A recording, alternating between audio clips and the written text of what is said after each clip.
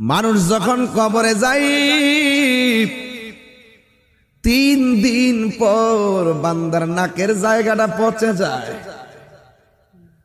এই জায়গাটা যেই মাত্র পচে যায়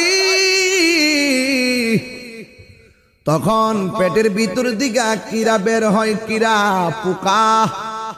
এই পোকাগুলা দলে দলে আবার অন্য পোকাদেরকে খবর দেয়। এমন দুর্গন্ধ,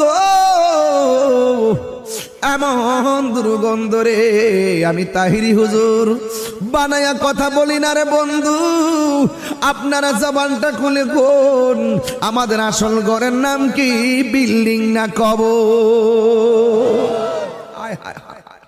3 দিন পরে নাকটা পচে গেছে, পেটের ভিতরে সবগুলো এই দিক দিয়ে বের হবে, এখান থেকে পচনটা শুরু হবে। এইভাবে পচতে পচতে বডির মধ্যে পচন ধরে ফেলে।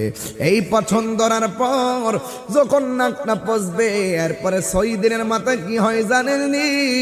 6 দিনের মাথায় আপনার হাতের মধ্যে যে আঙ্গুলের নখগুলা ছিল, পায়ের নখগুলা আস্তে করে পড়ে যাবে।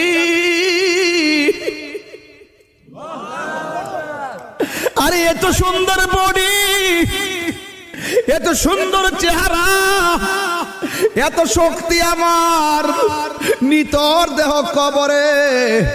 ও আমার জগন্নাথপুরের বাবা, ও রানীগঞ্জের বাবা, গন্ধব্রপুরের বাবা রে, কি দিয়ে বুঝাবো? দুনিয়া অহংকারের জায়গা না। এই দুনিয়া যত তুমি নরম হইয়া চলবা, আমার আল্লাহ কবরের মাটি দিয়ে তোমার সঙ্গে ভালো ব্যবহার করাবে। কথা বলেন ঠিক কিনা? 6 দিনের মাথায় নখগুলা পড়ে যাবে,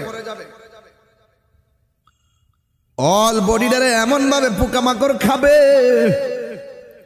সেই দিন তোমার দেহ দেখার জন্য কেউ যাবে না। আমার নবী, আপনার নবী বলেন, এই পৃথিবীর মধ্যে যত আযাব আছে, গজব আছে, সব চাইতে কঠিন আযাব হলো কবরের আযাব।